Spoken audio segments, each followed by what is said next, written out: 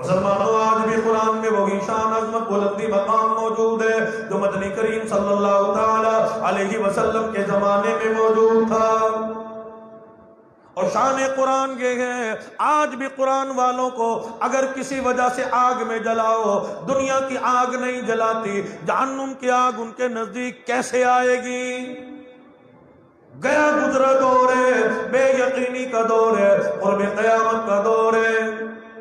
آج بھی کتنے واقعات ایسے ہیں۔ سندھ کا علاقہ، دو بچیاں موجود ہیں، ایک مسلمان کی بیٹی ہے، ایک ہندو کی بیٹی ہے، چھوٹی چھوٹی معصوم بیٹی ہیں، دونوں بیٹیاں اکٹھی کھیلا کرتی ہیں۔ مسلمان بیٹی نے جب اللہ کا قرآن پڑھنا شروع کیا، اس نے ہندو بیٹی کے سامنے قرآن کی تلاوت کی۔ ہندو بیٹی نے، ہندو لڑکی نے جب اللہ کا قرآن سنا، مسلمان بیٹی سے کہنے لگی یہ تو نے کیا پڑھا ہے، میں بھی اس کو پڑھنا چاہتی ہوں۔ مسلمان بیٹی کہنے لگی یہ اللہ کا پاک کلام ہے، پروردگار عالم نے پاک مسلمانوں کے لیے نازل کیا ہے۔ تو ہندو کی بیٹی ہے، ہندو پلیت ہوتا ہے، ہندو نجس ہے، ہندو ناپاک ہے، تو ہندوؤں کی بیٹی ہے، تو اللہ کے پاک کلام کی تلاوت نہیں کر سکتی۔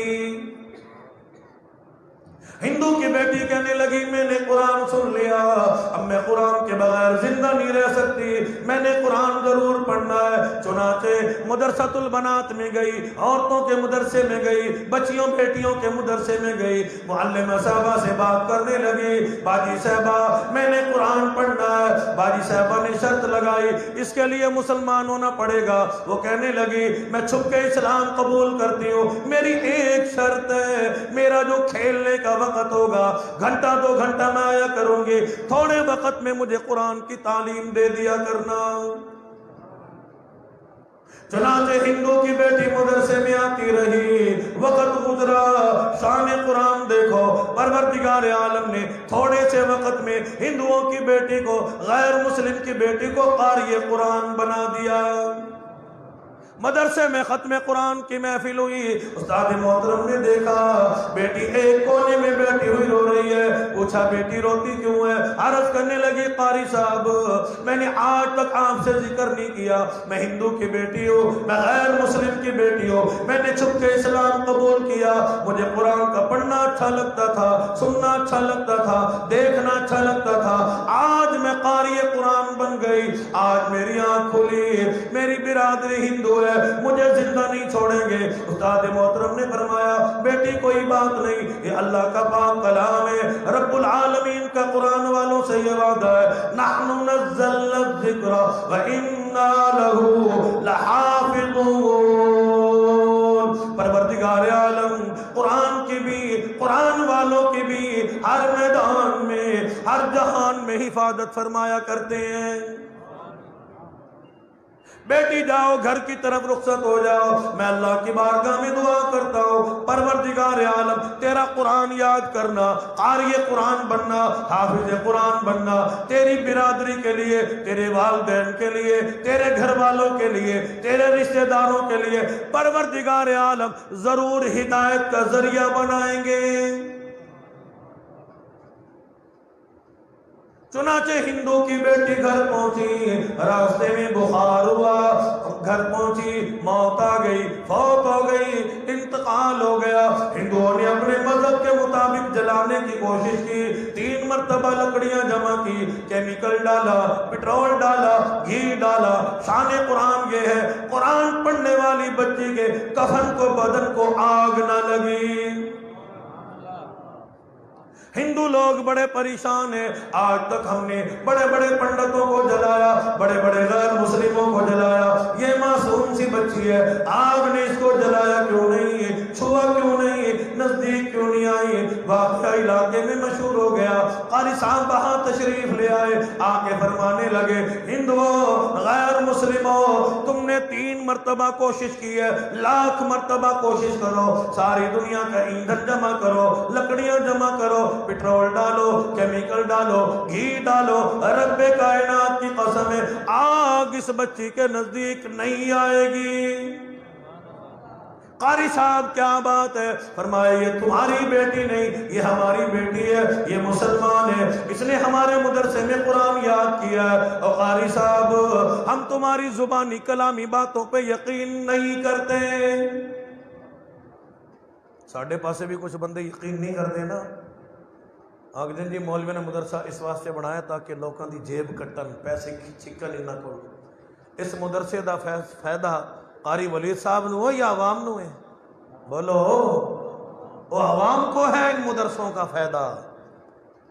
ہمیں ایک لالچ ضرور ہے تاکہ یہ بچے قرآن پڑھتے پڑھاتے رہیں، یہ بچے جنت میں جائیں گے، ان کے ماں باپ بھی جنت میں جائیں گے، اللہ پاک ان کے صدقے میں قاری صاحب کو، قرآن والوں کو بھی جنت کا داخلہ عطا فرمائیں گے۔ حدیث مبارکہ ہے، ارشاد فرمایا مدنی کریم صلی اللہ تعالی علیہ وسلم کی ذات اقدس نے، یہ حافظ قرآن، یہ بچے جو ہیں یہ مخصوص بچے ہیں، تھوڑے بچے ہیں، یونیورسٹیوں میں بہت زیادہ بچے، سکولوں میں بچے، پرائیویٹ سکولوں میں بڑے بچے، لیکن مدرسوں میں تھوڑے بچے، 4 بچوں نے، 8 بچوں نے، 10 بچوں نے جو قاری قرآن بنے۔ اللہ پہ ان پہ کتنی بڑی مہربانی ہے، کل قیامت کا دن ہوگا، اللہ پاک فرمائیں گے او حافظ قرآن آ جا، الف لام میم سے پڑھنا شروع کر دے، 6666 آیات پڑھنا شروع کر اور جنت کے درجات پہ چڑھنا شروع کر دے۔ تو حافظ قرآن کو کتنے درجے ملیں گے؟ 6666 درجے۔ اتنا مقام اللہ پاک قاری قرآن کو عطا فرمائیں گے۔ اللہ پاک فرمائیں گے والناس آ گئی، سارے درجے تیرے، ساری جنت تیری۔ اللہ پاک فرمائیں گے ایڈی ساری جنت نو کرنا کی ہے؟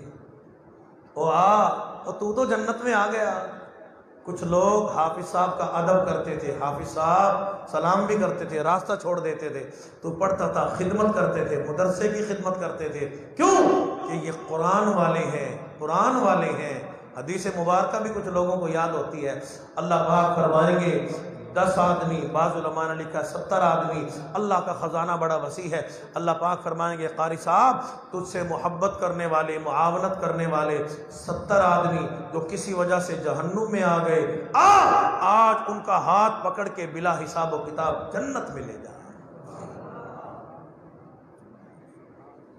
ان بچوں کے والدین کو مبارکباد پیش کرتا ہوں کہ تم نے اپنے لیے جنت خرید لی۔ ارشاد فرمایا مدنی کریم صلی اللہ تعالی علیہ وسلم کی ذات اقدس نے، کل قیامت کا دن ہوگا، کچھ لوگ نوری ممبر پہ بیٹھے ہوں گے، نوری تاج پہن کے بیٹھیں گے، نفسا نفسی کا عالم ہوگا، لوگ پوچھیں گے اللہ یہ کون ہے؟ کوئی نبی ہے، پیغمبر ہے، رسول ہے؟ فرمایا کہ نبیوں کی شان تو بہت زیادہ ہے، یہ تو میرے حفاظ کرام کے ماں باپ ہیں، میں اللہ نے قاری قرآن کے ماں باپ کو آج نوری ممبر پہ بٹھایا، نوری تاج پہنایا۔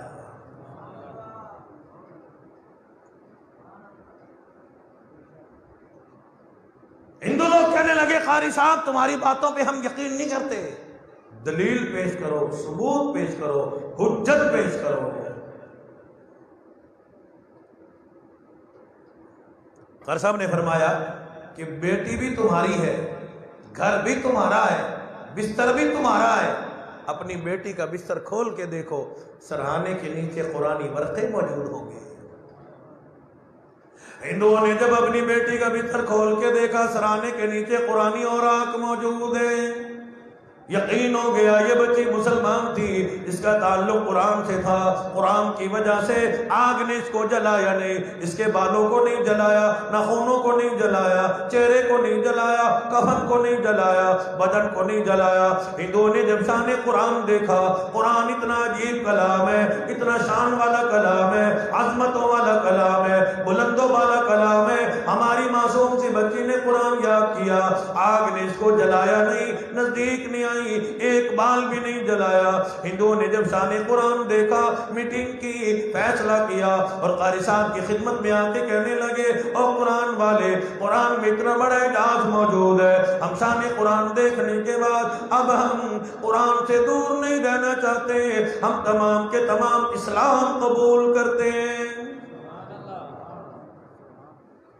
مسلمانوں سب سے بڑی دولت اللہ کا قرآن ہے، سونا کوئی دولت نہیں، چاندی کوئی دولت نہیں، ریال کوئی دولت نہیں، ڈالر کوئی دولت نہیں، پاؤنڈ کوئی دولت نہیں، جائیداد کوئی دولت نہیں، اور کتنی بھی دولت کماؤ ادھر موت آئے گی، گھر والے کپڑے بھی اتار لیں گے۔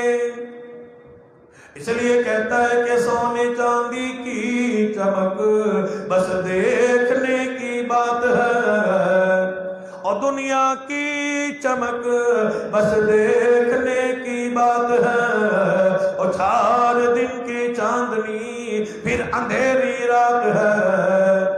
اور قبر میں جائے گا، گھر والے تیرے کپڑے بھی اتار لیں گے، زیور بھی چھین لیں گے، لباس بھی چھین لیں گے، موبائل بھی چھین لیا جائے گا، زمین جائیداد بھی ساتھ لی جائے گی، کفن کی جیب کوئی نہیں، قبر میں الماری کوئی نہیں۔ اس لیے کہتا ہے کہ 2 دن کی زندگی پہ نہ اتنا اچھل کے چل، 2 دن کی زندگی پہ